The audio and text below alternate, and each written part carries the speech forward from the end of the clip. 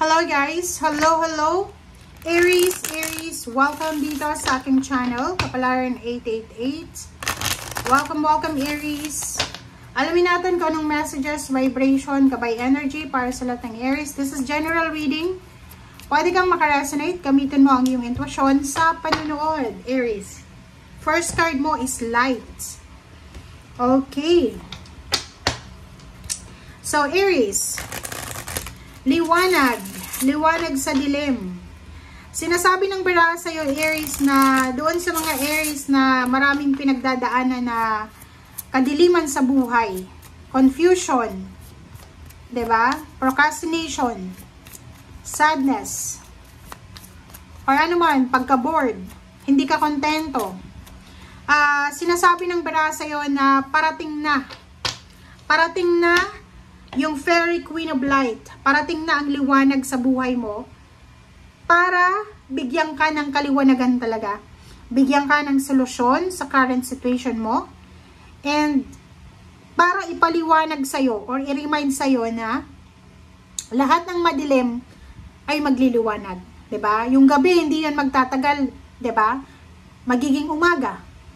'Di ba? So yun yung sinasabi sa'yo ng first card mo. Second card mo, Aries, is surrender and release. Dito sinasabi ng baraha, masyado ka bang nahihirapan na tanggapin yung kasalukuyan? Meron kang nararamdaman na discontentment, boredom, ano pa bang nararamdaman mo? Nakakaramdam ka ng helplessness, hopelessness, and sadness, loneliness, alone, feeling empty. Dito sinasabi ng baraha, lahat ng pangarap mo, goals, plano, just surrender and release. Okay. Ang ganda, Aries, ng baraha mo.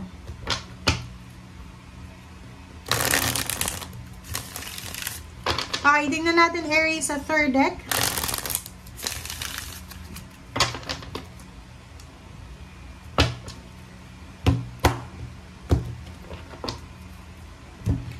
Third deck tayo, Page of Swords, and then Zero the Fool.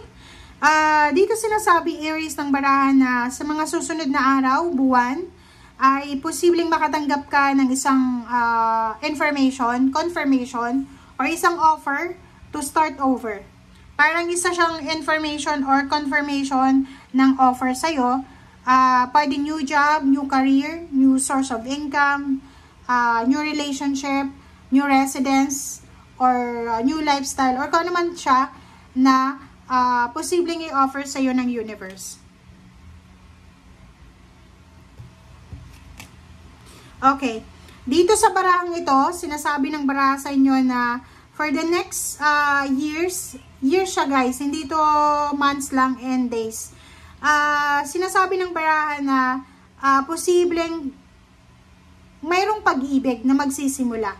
Or maybe now, may nagbo-blossom ngayon na emotion, 'di ba? May mga hindi sinasadyang relationship ang ma-develop. May mga hindi sinasadyang pag-ibig ang posibleng magsimula. Eight of Swords, ang problema lang is maybe married ka or may live-in partner ka or may relationship ka. Comment down below if you resonated. Aries, nakikita ko sa'yo dito na isa sa rason kung bakit nahihirapan ka is because maybe may asawa ka, may ka-live-in, may boyfriend, girlfriend.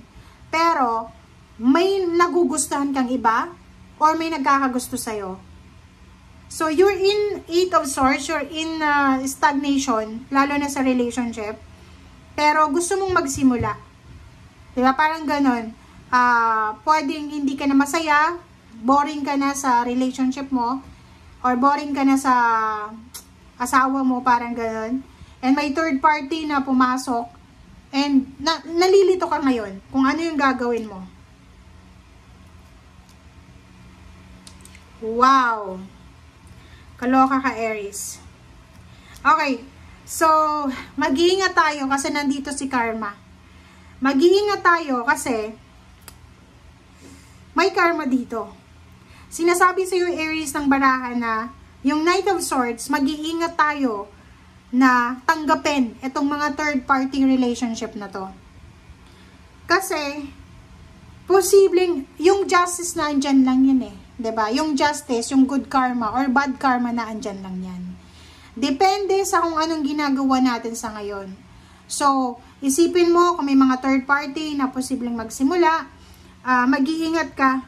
Kasi, hindi lang, yung karma kasi hindi yan nangyayari na parang sinasabi digital, mabilis. No. Yung karma, parating siya sa'yo sa panahon na hindi mo inaakala. So, lahat ng sinesend out natin, ibabalik yan sa atin.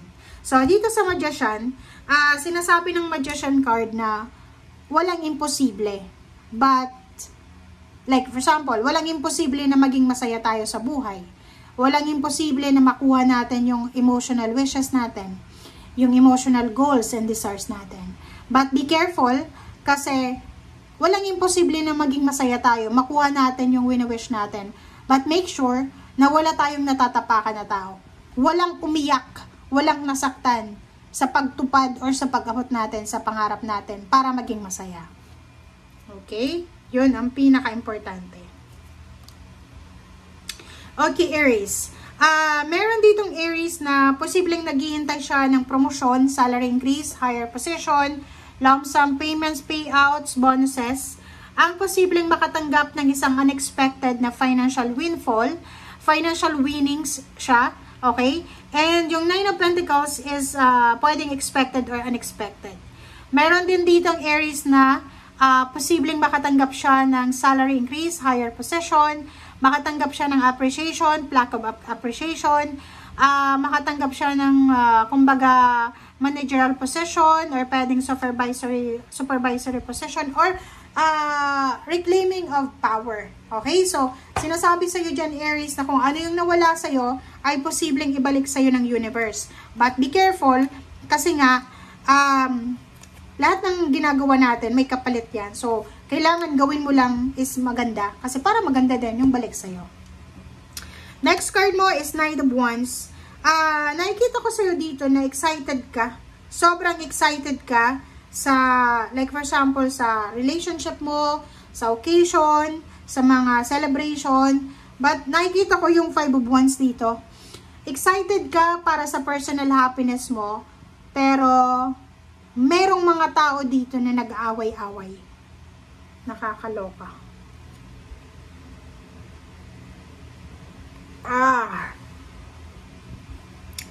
Diba?